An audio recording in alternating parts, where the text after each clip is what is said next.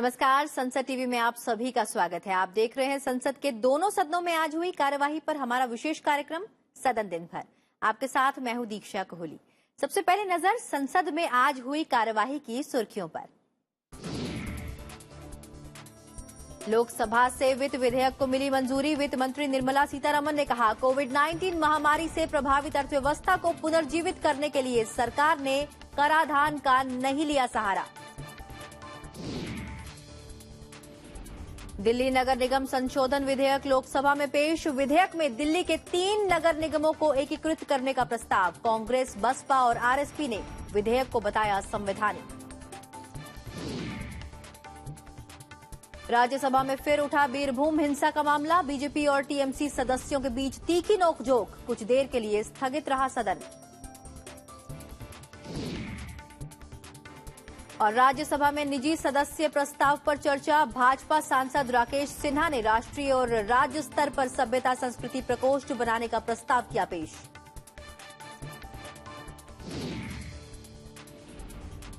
और सदन दिन भर में सबसे पहले लोकसभा में हुई आज की कार्यवाही से जुड़ी खबरों पर नजर।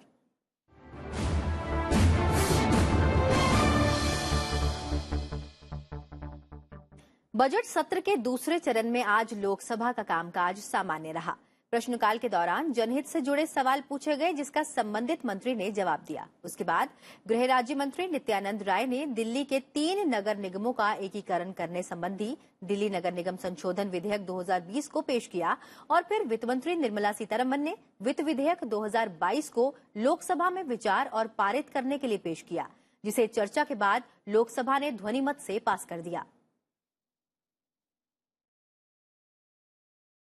लोकसभा ने वित्त विधेयक 2022 को मंजूरी प्रदान कर दी है। वित्त विधेयक पर चर्चा का जवाब देते हुए वित्त मंत्री निर्मला सीतारमण ने कहा कि मोदी सरकार आम लोगों पर कर का कम भार डालने की नीति पर काम करती है और इसका प्रमाण है कि कोरोना महामारी के कारण उत्पन्न स्थिति से निपटने एवं व्यवस्था को पटरी पर लाने के प्रयासों के दौरान किसी तरह का कोई नया टैक्स नहीं लाया गया। During the pandemic and coming out of the pandemic and aiding recovery, we have taken a conscious decision, and I hope I'm able to articulate this fact to all the members, that we have taken a conscious position not to fund the recovery through any additional taxes. And that is why last year and this year, the continuity in not bringing newer taxation is something which I would like to place on the record of this House, because I want to draw on the reports which have come out of the OECD, the Organization for Economic Cooperation and Development, which very clearly said at least 32 countries increased various tax rates during the pandemic. India did not.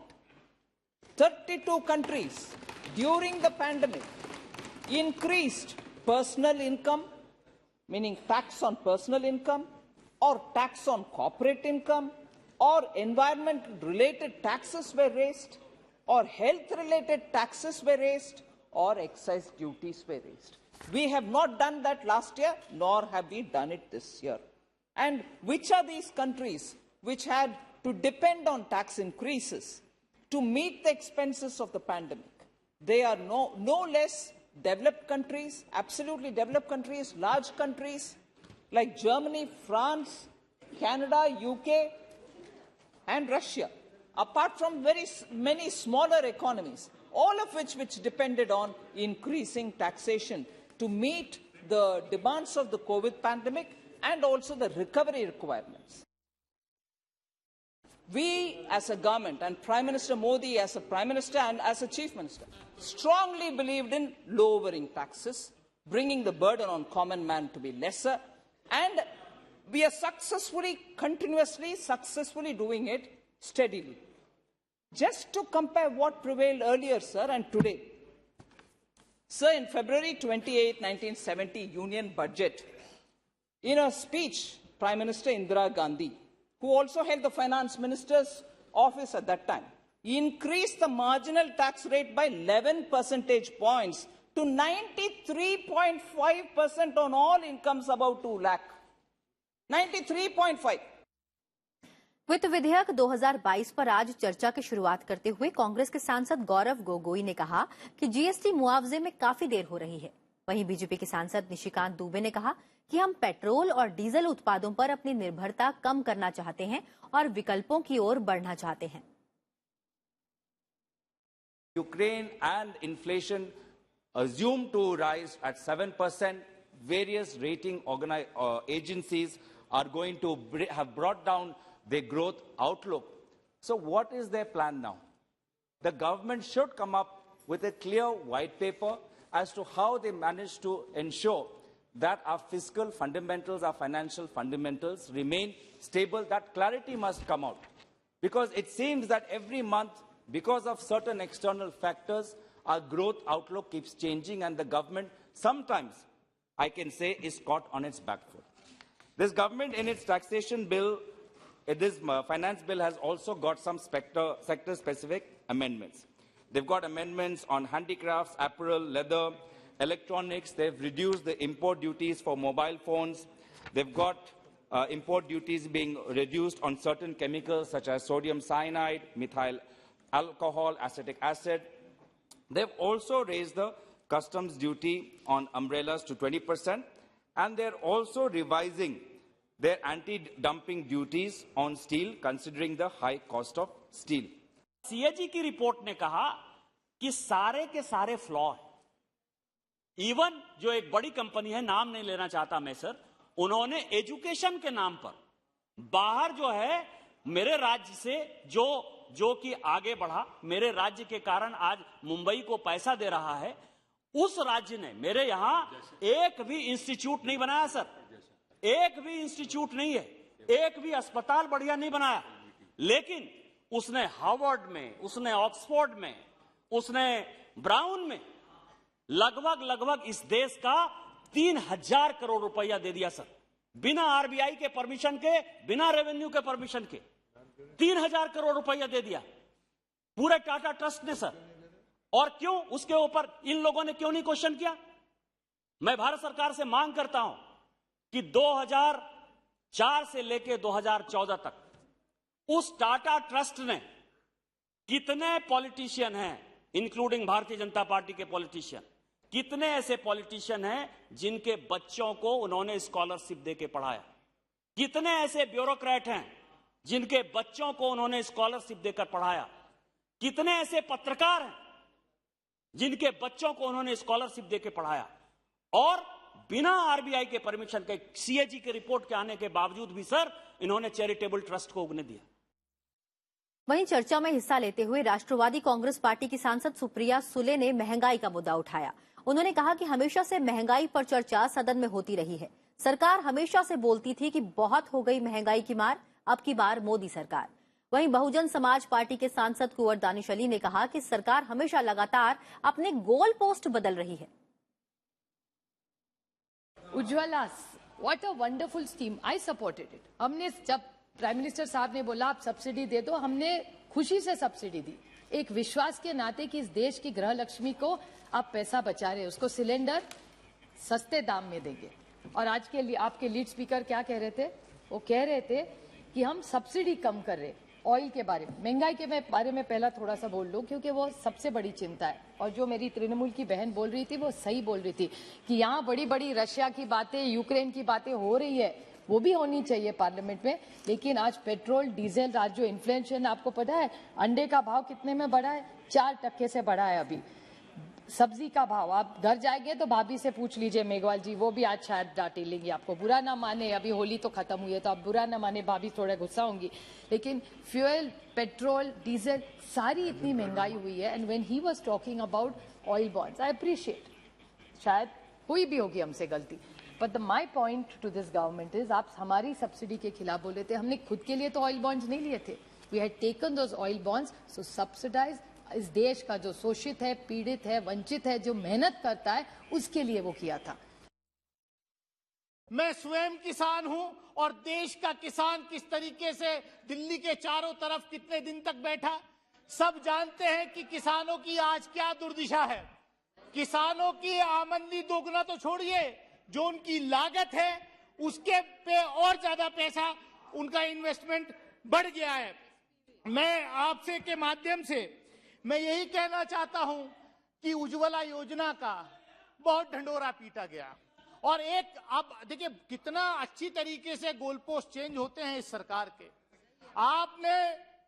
आपने जो है cylinder दे दिया, आपने regulator दे दिया, लेकिन gas कहां से आएगी? आज सत्ता पक्ष की माननीय एक सांसद one more minute, please conclude.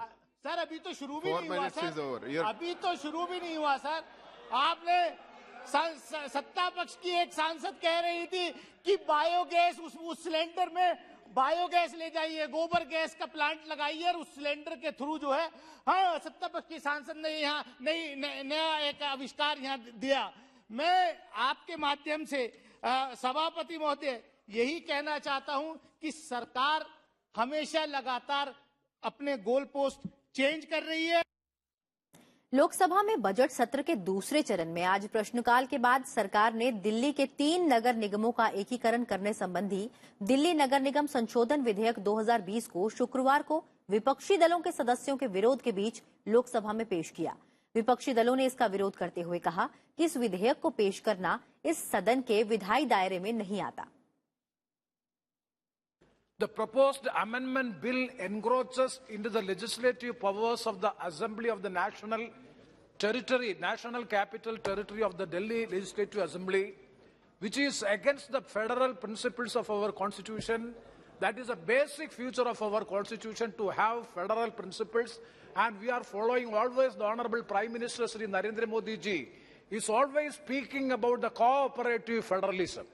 Is it the cooperative federalism? Because Delhi Municipal Corporation Amendment Act was passed by the Union Territory Legislative Assembly of Delhi in the year 2011. And after that, that is trifurcating the municipal corporation into 3.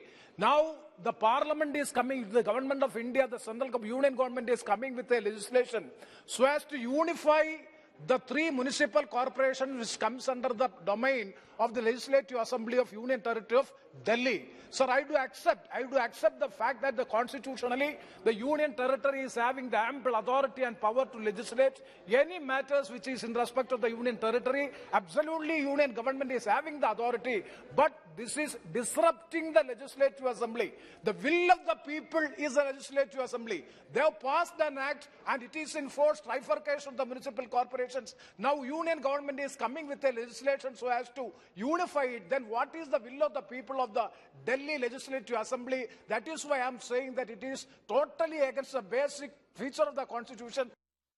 ये भारत के संघीय ढांचा पर एक प्रहार है। किसी प्रकार की कंसल्टेशन टॉक्स ये केंद्र सरकार ने इस बिल लाने से पहले नहीं की है, ना राजनीतिक दलों से की है, ना राज्य सरकार से की है, ना किसी उन्होंने विचार विमर्श। ये बस अपने विफलताओं को छुपाने का ये एक प्रयत्न है। दूसरा ऑब्जेक्शन ये है कि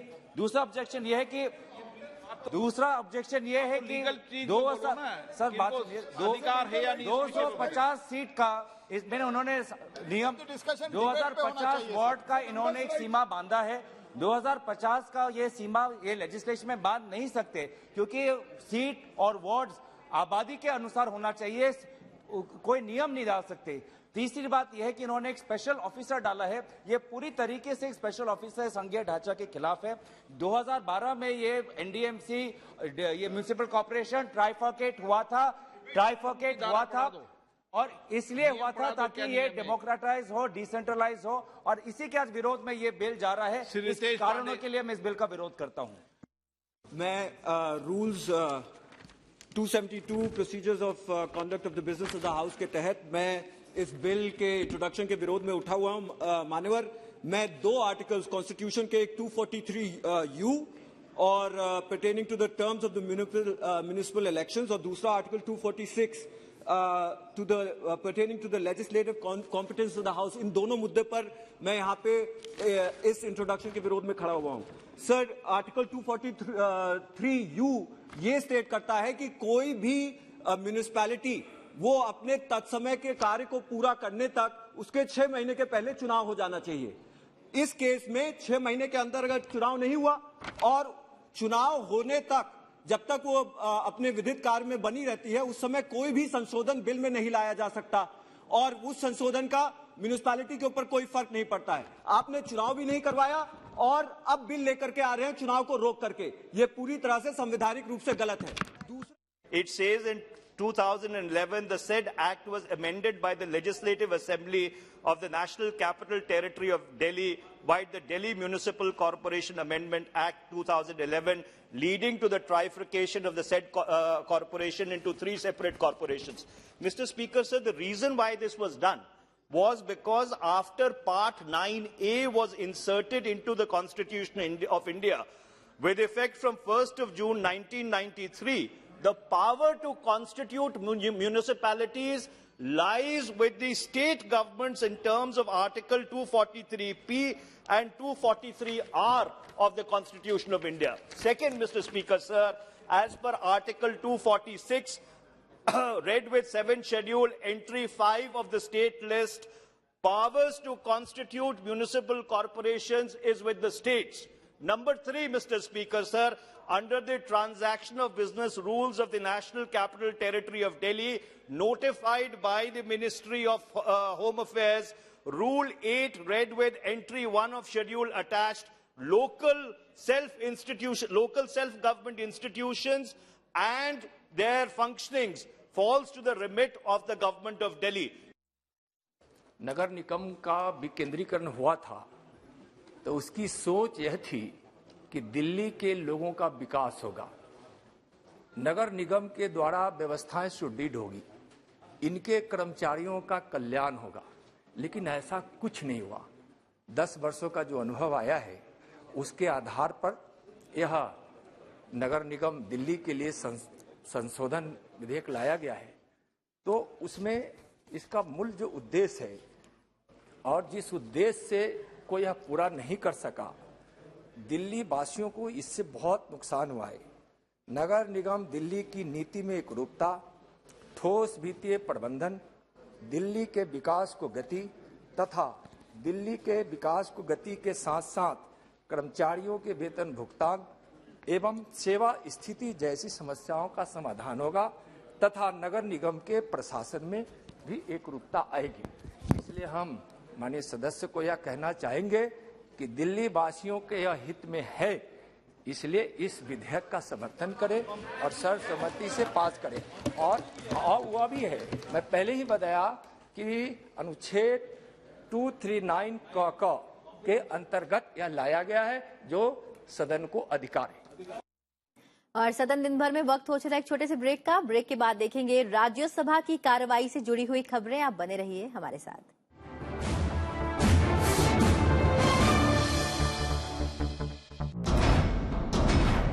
What is India's perspective on global issues? How is India navigating its bilateral and multilateral relations? How do we decode foreign policy? And what is the impact India is having on the world? For an in-depth analysis of international affairs, watch Diplomatic Dispatch with me, Vikas Baru, only on Sansad TV.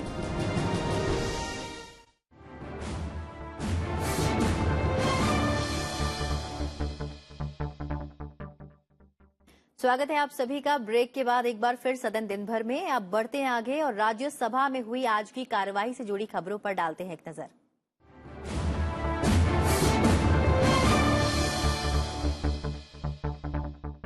Rajya Sabha में आज प्रश्नकाल के दौरान वाणिज्य मंत्री पीयूष गोयल ने भारत में सूरजमुखी के तेल के आयात पर रूस यूक्रेन युद्ध के प्रभाव पर चिंताओं को दूर करने की कोशिश की। वाणिज्य मंत्री ने कहा कि सूरजमुखी तेल भारत के समग्र खाद्य तेल टोकरी में केवल एक छोटा सा अनुपात है। So, sir, what is the government of India doing to diversify its import of sunflower oil, and what steps have been taken to reduce our import dependency on oil, because this has a serious impact on the inflation in the country and is affecting the common man. Sunflower oil largely came from Ukraine, but sunflower oil has a smaller proportion in our overall basket of edible oils. But whenever there is a situation like this, it obviously has an impact all over the world, and almost all edible oil prices in the entire world today have shot up because of the India-Russia war, the Russia-Ukraine war, my apologies. And therefore, this is an impact that we are also facing. It's a good opportunity for us as a nation, and I would appeal to all the states also to encourage their farmers to go and to move to diversify their crop from the traditional crop and look at oil seeds, pulses in a bigger way so that we can remove the dependence on that.